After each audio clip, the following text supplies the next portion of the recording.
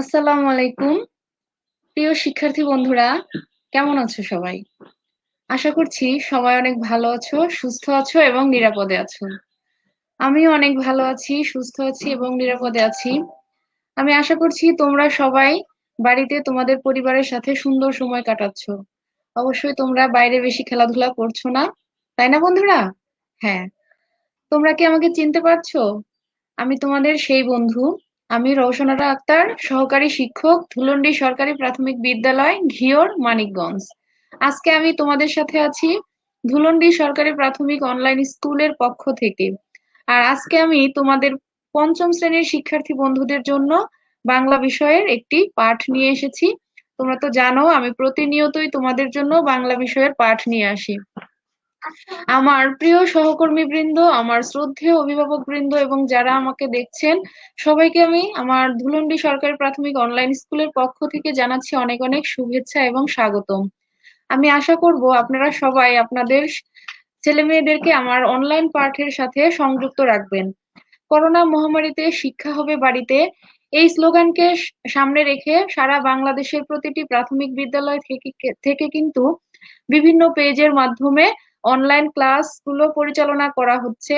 আপনারা আপনাদের সন্তানদেরকে নিয়মিতভাবে সেই ক্লাসগুলোর সাথে সংযুক্ত রাখবেন আশা করছি।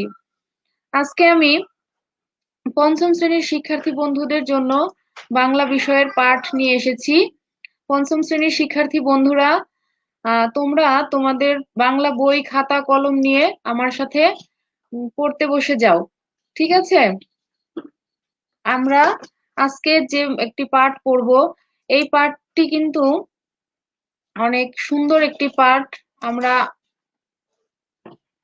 আমরা এই আমরা জানি যে আমাদের বাংলাদেশ অনেক আহ, দীর্ঘ 9 মাস যুদ্ধ করে আমাদের বাংলাদেশ কিন্তু স্বাধীন হয়েছে। অনেক বীরের রক্ত কিন্তু ঝরেছে আমাদের এই যুদ্ধের সময়। আহ দীর্ঘ 9 মাস যুদ্ধের পরে আমরা যে আমাদের স্বাধীন দেশ পেয়েছি, আমাদের এই স্বাধীনতা যুদ্ধে 30 লক্ষ মানুষ কিন্তু শহীদ হয়েছেন। আমরা সেই সব শহীদদের অনেকের কথাই হয়তো জানি, অনেকের কথা জানি না। আর এই শহীদদের মধ্য থেকে 7 জনকে কিন্তু বাংলাদেশ সরকার থেকে বীরশ্রেষ্ঠ উপাধিতে ভূষিত করা হয়েছে। আমরা পূর্বের ক্লাসগুলোতে কিন্তু এই তোমরা পঞ্চম শ্রেণীর শিক্ষার্থী বন্ধুরা, তোমরা কিছু কিছু বীরশ্রেষ্ঠের কথা কিন্তু জেনে গেছো। ঠিক আছে? আজকে আমরা 7 জন বীরশ্রেষ্ঠের নাম কিন্তু অবশ্যই আমরা জানি। আমাদের 7 জন বীরশ্রেষ্ঠের মধ্যে ছিলেন মহিউদ্দিন জাহাঙ্গীর, মতিউর রহমান, রুহুল আমিন, মুন্সি আব্দুর রউফ, নূর মোহাম্মদ শেখ, মোহাম্মদ মোস্তফা কামাল, মোহাম্মদ হামিদুর রহমান। আমরা আজকে আমাদের এই আহ আজকের যে পাঠ, সেটাই আমরা আমাদের পঞ্চম শ্রেণীর শিক্ষার্থী বন্ধুদের জন্য দেখো, আমরা আজকে এই পাঠটি পড়বো হচ্ছে বীরের রক্তে স্বাধীন এ দেশ।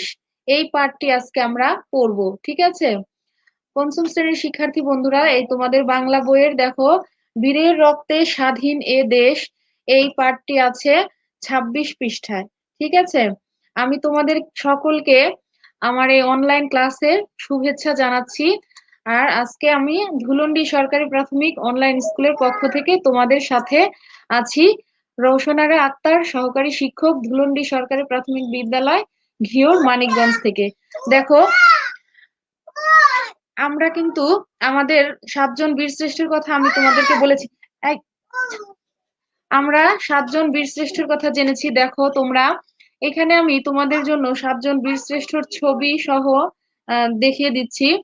শিক্ষার্থী বন্ধুরা, দেখো তোমরা, এখানে আমরা প্রথম যে ছবিটা দেখতে পাচ্ছি, এই বীরশ্রেষ্ঠ ওনার নাম হচ্ছে মহিউদ্দিন জাহাঙ্গীর। ঠিক আছে? ওনার নাম কি? মহিউদ্দিন জাহাঙ্গীর।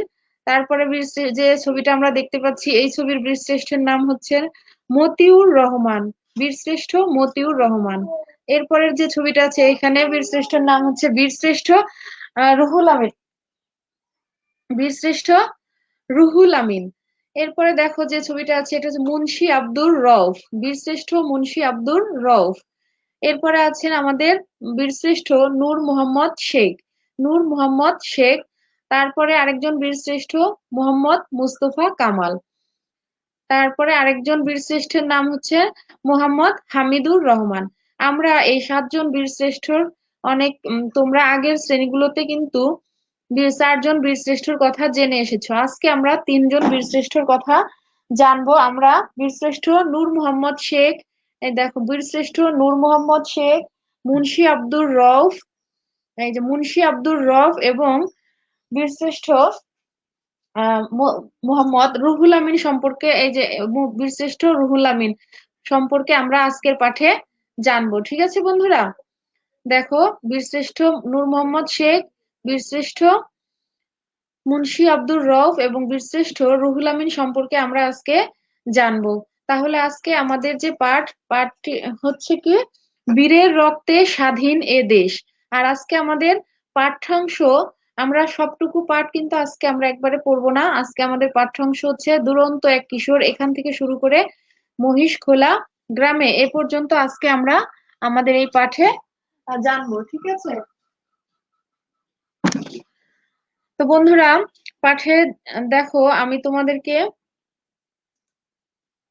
একটি ভিডিও দেখাচ্ছি, তোমরা ভিডিওটি মনোযোগ দিয়ে দেখবে। ঠিক আছে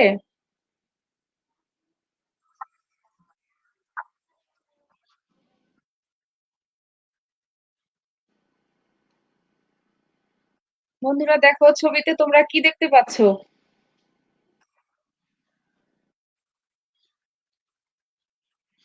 বন্ধুরা তোমরা কি কিছু দেখতে পাচ্ছো?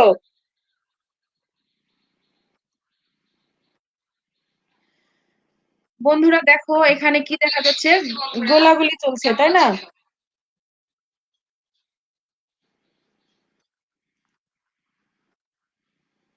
বন্ধুরা তোমরা কি দেখতে পাচ্ছো এখানে? দেখো ছবিতে তোমরা কি দেখতে পাচ্ছো? দেখা যাচ্ছে কি যে, হ্যাঁ আমি আবার দেখাচ্ছি। এখানে কি, এই যে পাকিস্তানি সেনাবাহিনীরা গুলি করছে। পাকিস্তানি সেনাবাহিনীরা কি করছে এখানে দেখো, এই যে এরা হচ্ছে পাকিস্তানি সেনাবাহিনী আর এরা বাংলাদেশের মুক্তিযোদ্ধা। এই যে পাকিস্তানি সেনাবাহিনীরা কিন্তু গুলি করছে, দেখো এই যে বাংলাদেশের বীরশ্রেষ্ঠরা, এই যে দেখো মুক্তিযোদ্ধারা যুদ্ধ করলো, হঠাৎ একটা গুলি এসে এর বুকে লাগলো। তারপর দেখো বিজয়ের ছবি, তারপর আমাদের স্মৃতিসৌধের ছবি, 7 জন বীরশ্রেষ্ঠর ছবি।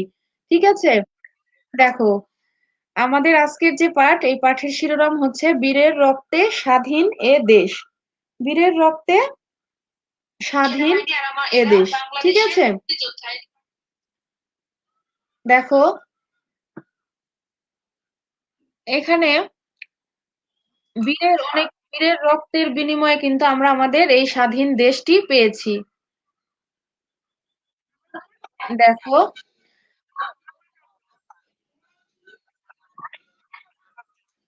দেখ বন্ধুরা, আমরা এখন এই পাঠটি আমরা গল্পের এই ছবির মাধ্যমে দেখব এবং জানার চেষ্টা করব। ঠিক আছে, দেখো এখানে একটি ছবি দেখা যাচ্ছে কি, দুরন্ত এক কিশোর, নাম নূর মোহাম্মদ শেখ, বাবা মায়ের একমাত্র সন্তান, নাটক থিয়েটার আর গানের প্রতি তার প্রবল অনুরাগ। কিশোর বয়সে হঠাৎ করে তার বাবা মা মারা গেলেন, বদলে গেল তার জীবন।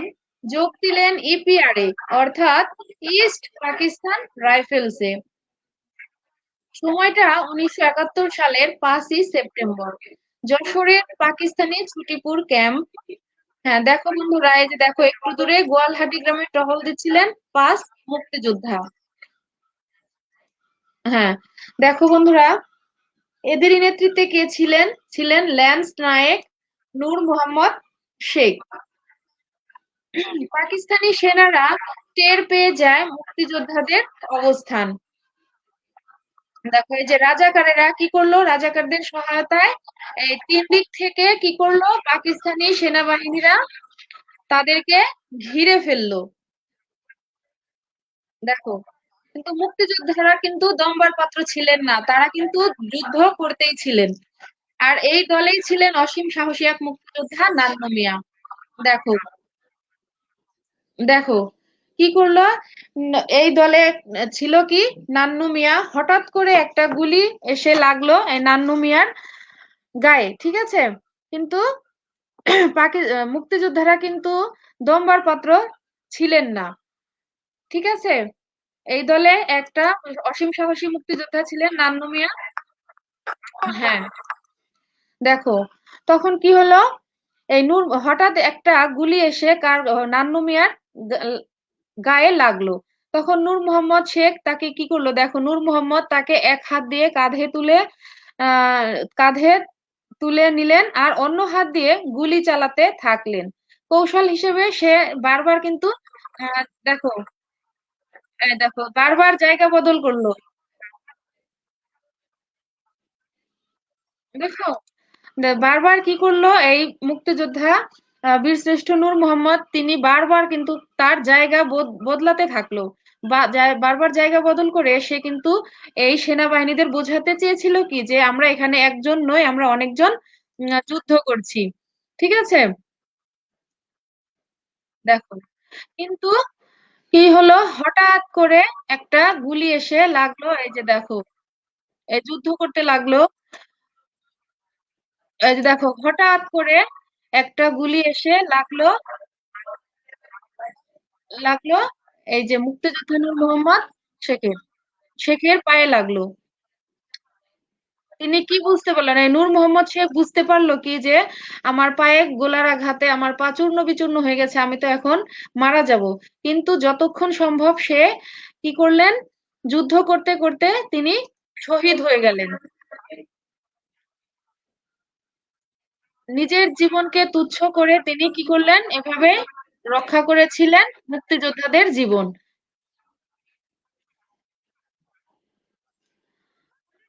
দেখো এই যে নূর মোহাম্মদ শেখ, তার জন্ম হয়েছিল কোথায়? তার জন্ম হয়েছিল 1936 সালের 26শে ফেব্রুয়ারি নড়াইলের মহিষখোলা গ্রামে। এরকমই আরেকজন মুক্তিযোদ্ধা ছিলেন বীরশ্রেষ্ঠ সিপাহী মুন্সি আব্দুর রউফ। 1943 সালের 8ই মে ফরিদপুর জেলার বোয়ালমারী থানার সালামতপুর গ্রামে জন্মগ্রহণ করেন। হ্যাঁ দেখো এই যে আরেকজন মুক্তিযোদ্ধা ছিলেন, আরেকজন মুক্তিযোদ্ধা, তার নাম ল্যান্স নায়েক মুন্সি আব্দুর রব। তিনি 1943 সালের 8ই মে ফরিদপুর জেলার বোয়ালমারী থানার সালামতপুর গ্রামে জন্মগ্রহণ করেন। তিনিও ইপিআর বাহিনীতে কি করেন, ইপিআর বাহিনীতে যোগ দেন। মেশিন চালক হিসেবে সুনাম অর্জন করেন। মুক্তিযুদ্ধ শুরু হলে ইস্ট বেঙ্গল রেজিমেন্টের বাঙালি সৈনিকদের মতো মুক্তিযুদ্ধে তিনি ঝাঁপিয়ে পড়েন। ঠিক আছে? এই যে দেখো তিনি ইস্ট বেঙ্গল রেজিমেন্টের বাঙালি, তিনি ঝাঁপিয়ে পড়েন। দেখো তিনি কি করছেন, যুদ্ধ করছেন। কে এটা? বীরশ্রেষ্ঠ নূর মোহাম্মদ শেখ। হ্যাঁ, দেখো দিনটি ছিল 71-এর 8ই এপ্রিল। ওই দিন মুক্তিযোদ্ধারা পাকিস্তানি নৌ সেনাদের উপর আক্রমণ করবে। এজন্য তারা মহালছড়ির কাছে বুড়িঘাট এলাকার চিংড়ি খালের দুই পাশে অবস্থান গ্রহণ করেন। পাকিস্তানি সৈন্যরা মুক্তিযোদ্ধাদের আক্রমণ করতে এগিয়ে আসে, সাথে নিয়ে আসে 7টি স্পিড বোট আর 2টি মোটর লঞ্চ। এই যে দেখো বন্ধুরা, স্বল্প সংখ্যক মুক্তিযোদ্ধার মৃত্যু ছিল অবধারিত, তবু মুক্তিযোদ্ধারা পালিয়ে যাননি। আব্দুর রফ নিজেই দায়িত্ব নিলেন নিজের জীবন দিয়ে সবাইকে রক্ষা করার। হালকা একটা মেশিন গান হাতে তুলে নিয়ে গুলি ছুড়ে শত্রুদের রুখে দিতে থাকলেন। সহযোদ্ধাদের বললেন নিরাপদে সরে যেতে। মুক্তিযোদ্ধাদের আক্রমণে পাকিস্তানিদের 7টি স্পিড বোটই ডুবে গেল। বাকি লঞ্চ দুটো থেকে গুলি ছুড়তে ছুড়তে তারা পিছু হটতে থাকলো। এরকম মুহূর্তেই হঠাৎ একটা গোলা এসে পড়লো তার উপর। তিনি শহীদ হলেন। বীরের রক্তস্রোতে রঞ্জিত হলো মাটি। রাঙামাটি জেলার বোর্ডবাজারের কাছে নানিয়ার চরের চিংড়ি খালের একটি টিলার উপর সমাহিত হন বীরশ্রেষ্ঠ মুন্সি আব্দুর রব। পরবর্তী সময়ে সমাধিকে স্মৃতিস্তম্ভে রূপান্তরিত করে সরকার।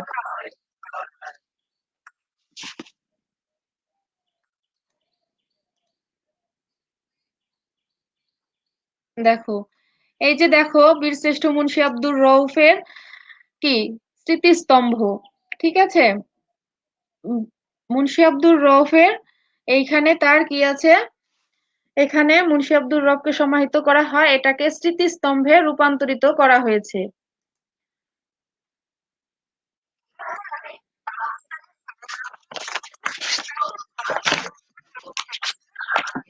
দেখো, একাত্তরে পাকিস্তানি সেনাবাহিনীদের বিরুদ্ধে কত ভাবেই না যুদ্ধ করতে হয়েছিল আমাদের। এই যুদ্ধে জয়ী বাহিনী হিসেবে মুক্তিযোদ্ধারা বয়ে এনেছেন অসীম গৌরব। এরকমই এক যুদ্ধে শহীদ হন বীরশ্রেষ্ঠ মোহাম্মদ রুহুল আমিন। তোমরা দেখতে পেয়েছো বন্ধুরা? দেখো, এই যে দেখো এখানে কে আছেন, কার ছবি দেখা যাচ্ছে? বীরশ্রেষ্ঠ মোহাম্মদ রুহুল আমিন। তিনিও কিন্তু এই যুদ্ধে শহীদ হয়েছিলেন। ডিসেম্বরের 10 তারিখ মুক্তিযুদ্ধের শেষ প্রান্তে আমরা মুক্তিযোদ্ধাদের নৌজাহাজ বিএনএস পলাশ এবং বিএনএস পদ্মা মোংলা বন্দর দখল করে নিয়েছে। এই যে দুইটি দেখেছো তোমরা? এবার খুলনা দখলই লক্ষ্য। ভৈরব ভৈরব নদী বেয়ে খুলনার দিকে ধেয়ে আসছেন তারা। এই দেখো, জাহাজ দুটি খুলনার কাছাকাছি চলে আসে। এমন সময় একটা বোমারু বিমান থেকে জাহাজ দুটির ওপর বোমা এসে পড়ে। রুহুল আমিন বিএনএস পলাশের ইঞ্জিন রুমে ছিলেন। ইঞ্জিন রুমের উপরে বোমা পড়ে ইঞ্জিন বিকল হয়ে আগুন ধরে গিয়েছিল। তার ডান হাতটি উড়ে গিয়েছিল। দেখো, তিনি আহত অবস্থায় ঝাঁপ দিয়ে নদী সাঁতরে পাড়ে উঠলেন। বোমার আঘাত থেকে তিনি রক্ষা পেলেন, কিন্তু রাজাকারদের হাতে নির্মম ভাবে মৃত্যু হলো তার। তিনি শহীদ হলেন। খুলনা শিপইয়ার্ডের চিরনিদ্রায় শায়িত আছেন এই বীর মুক্তিযোদ্ধা। এখানে একটি স্মৃতিস্তম্ভ নির্মাণ করা হয়েছে। বাংলাদেশ আজ মুক্ত, কিন্তু লক্ষ প্রাণের বিনিময়ে আমরা 1971 সালের 16ই ডিসেম্বরের বিজয় অর্জন করি। দেশের এই বীরশ্রেষ্ঠ মুক্তিযোদ্ধাদের জন্য আমরা গর্বিত। এই যে দেখো, এখানে একটি স্মৃতিস্তম্ভ দেখা যাচ্ছে। হ্যাঁ, বিনিময়ে কিন্তু আমরা 71 সালে,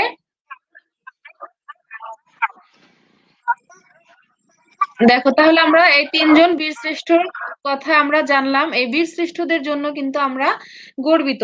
তাহলে পুরো তিনজনের গল্প আমাদের শোনা হয়ে গেল, কিন্তু আজকে আমরা পড়বো শুধু বীরশ্রেষ্ঠ নূর মোহাম্মদ যে শেখের গল্প, সেটাই আমরা জানবো তিনি কিভাবে যুদ্ধ করেছিলেন। ঠিক আছে, দেখো তোমাদের বইয়ের 26 পৃষ্ঠা খুলো।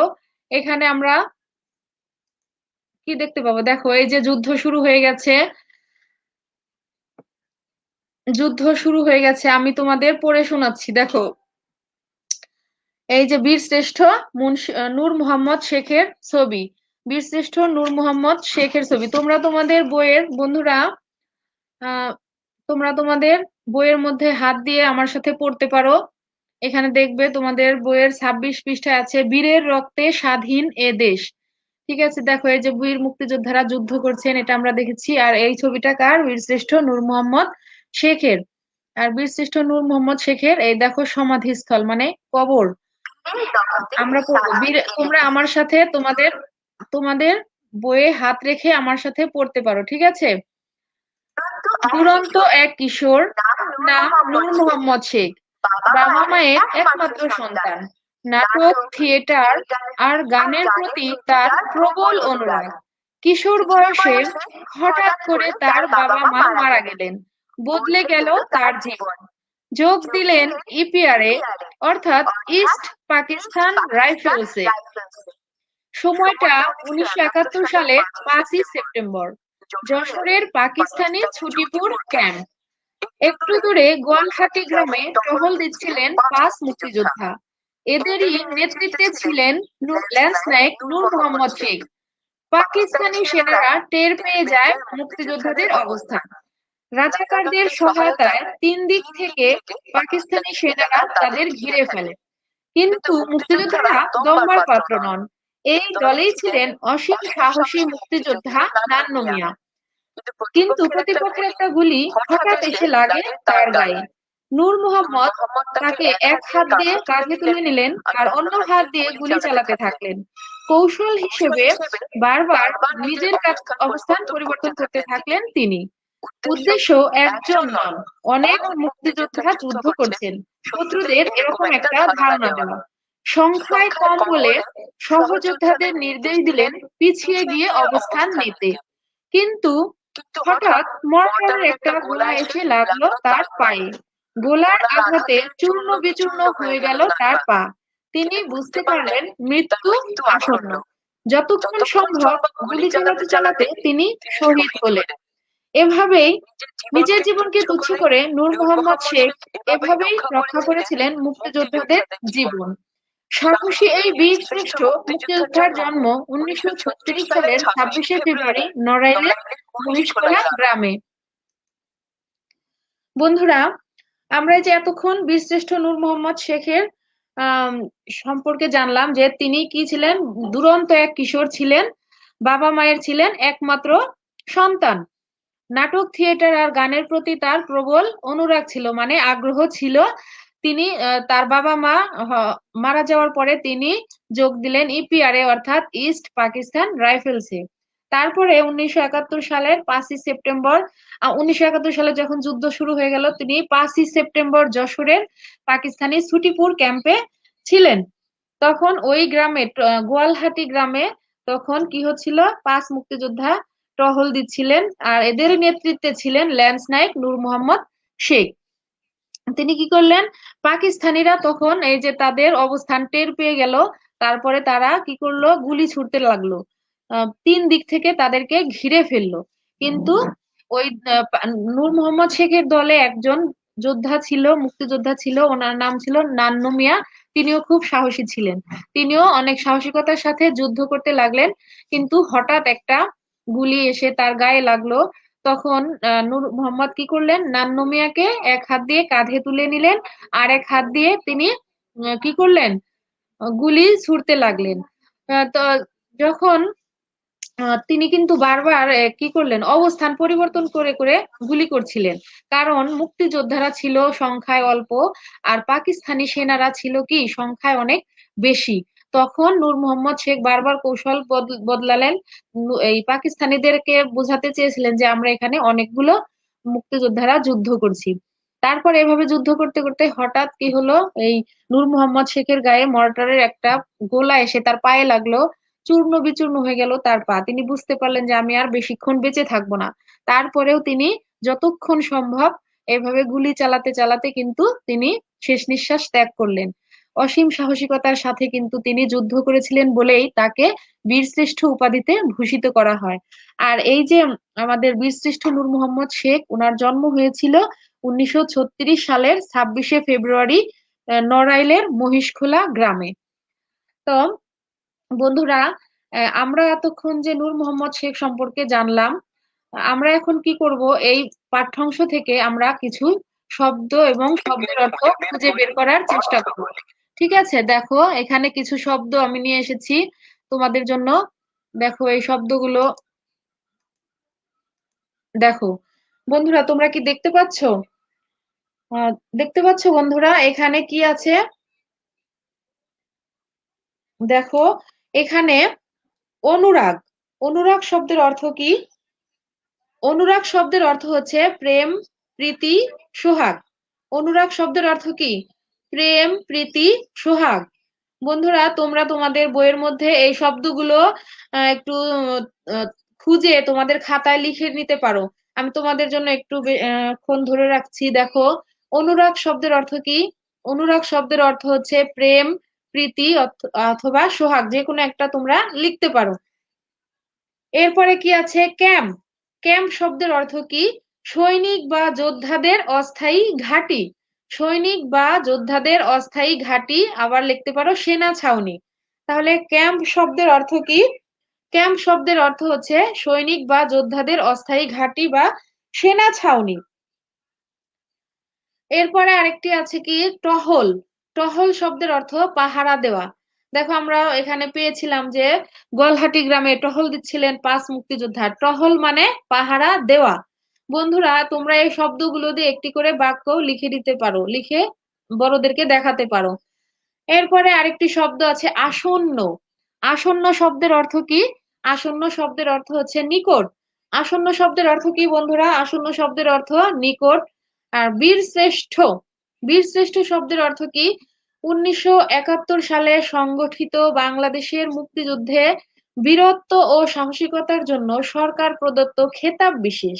মানে অসীম সাহসিকতার সাথে যারা যুদ্ধ করেছেন তাদের বীরত্বের জন্য সরকারের দেওয়া খেতাব বিশেষ। মুক্তিযোদ্ধা, যিনি স্বাধীনতার জন্য যুদ্ধ করেন। তাহলে মুক্তিযোদ্ধা মানে কি? মুক্তিযোদ্ধা মানে হচ্ছে যিনি স্বাধীনতার জন্য যুদ্ধ করেন। বন্ধুরা আমি আবার বলছি, তোমরা আমার সাথে বলো। অনুরাগ, অনুরাগ শব্দের অর্থ প্রেম, প্রীতি অথবা সোহাগ। ক্যাম্প, ক্যাম্প অর্থ সৈনিক বা যোদ্ধাদের অস্থায়ী ঘাঁটি অথবা সেনা ছাউনি।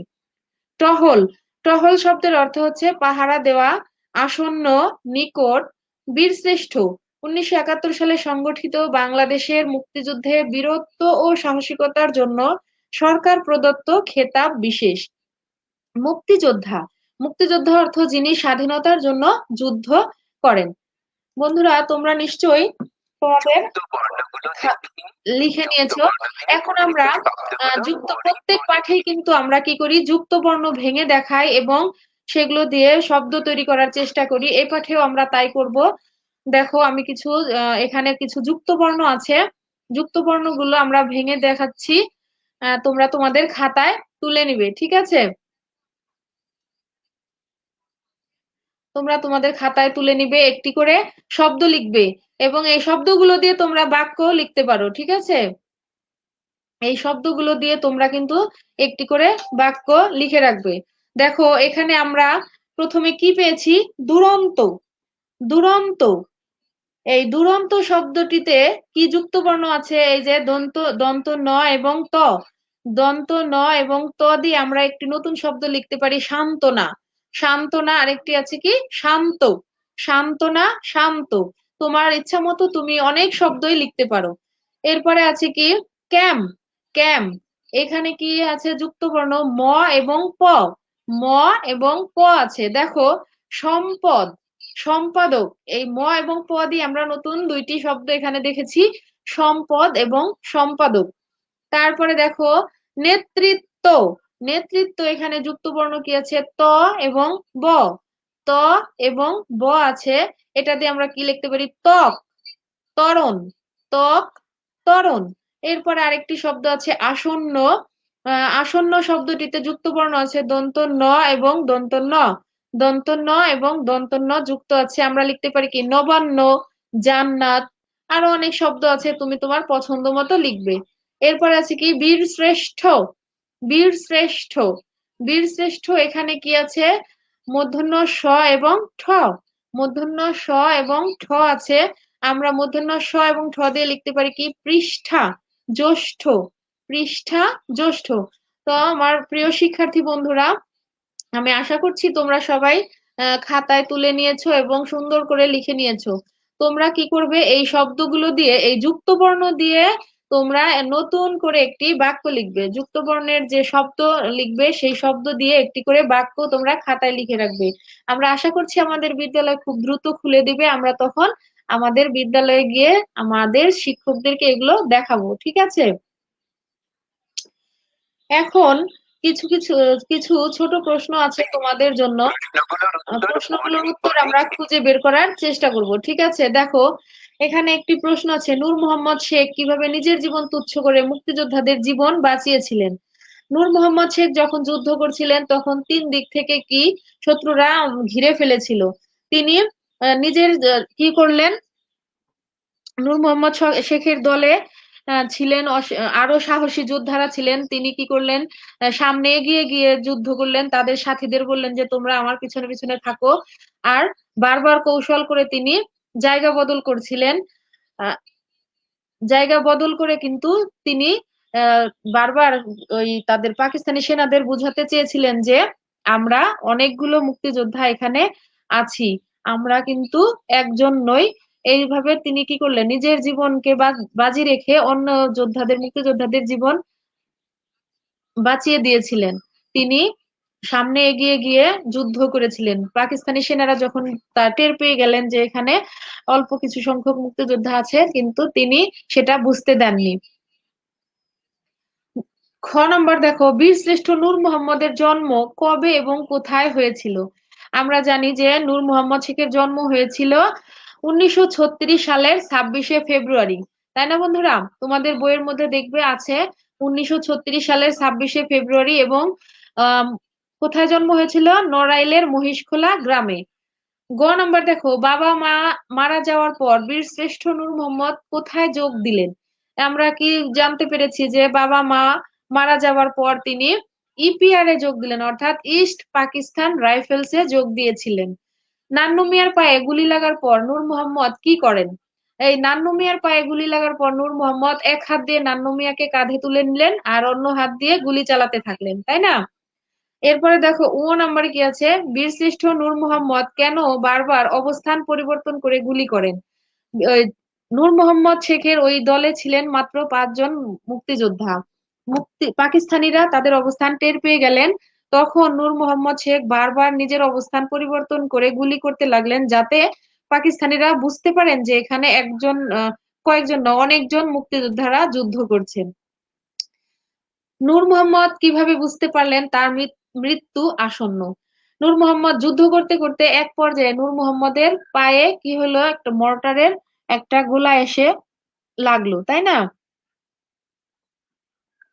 গোলা এসে নূর মোহাম্মদ শেখের পায়ে লাগলো, গোলার আঘাতে তার পা কি চূর্ণ বিচূর্ণ হয়ে গেল।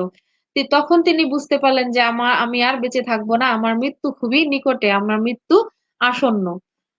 তো শিক্ষার্থী বন্ধুরা, তোমরা তোমরা কি করবে, এই যে প্রশ্নগুলো আছে এগুলোর উত্তর তোমরা এগুলো খাতায় তুলে নাও। এই প্রশ্নের উত্তরগুলো তোমরা সুন্দর করে বাড়িতে লিখে খাতায় লিখে রাখবে এবং আমাকে পাঠিয়ে দিবে। তোমরা আমাকে পাঠাতে পারো, অথবা তোমাদের বাড়িতে যে বড় ভাই বোন আছে অথবা বাবা মা আছে তাদেরকেও এই প্রশ্নের উত্তরগুলো লিখে দেখাতে পারো। এবং খাতায় লিখে রাখলে তোমরা বিদ্যালয়ে গিয়ে তোমাদের শিক্ষকদেরও দেখাতে পারবে। ঠিক আছে? আমি কি করব, আজকের মতো আমার পাঠটা আমি এখানেই শেষ করতে চাচ্ছি। আর পাঠটি আমি আর দীর্ঘ করব না। তোমরা সবাই সুস্থ থাকবে, ভালো থাকবে এবং নিরাপদ থাকবে। অবশ্যই তোমরা বাড়ির বাইরে গেলে মাস্ক পরে বের হবে। এখন তো ধুলাবালি আরো বেশি রাস্তাঘাটে। তোমরা অবশ্যই রাস্তাঘাটে বের হলে মাস্ক ব্যবহার করবে, বারবার সাবান দিয়ে হাত ধুবে, বাবা মায়ের কথা মতো চলবে। ঠিক আছে বন্ধুরা, ভালো থেকো সবাই। আর অবশ্যই বাবা মায়ের কথা মতো চলবে, নিয়মিত বাড়িতে পড়াশোনা করবে। ঠিক আছে? তাহলে আমি এখন বিদায় নিচ্ছি। আল্লাহ হাফেজ। আসসালামু আলাইকুম ওয়া রাহমাতুল্লাহি ওয়া বারাকাতুহু।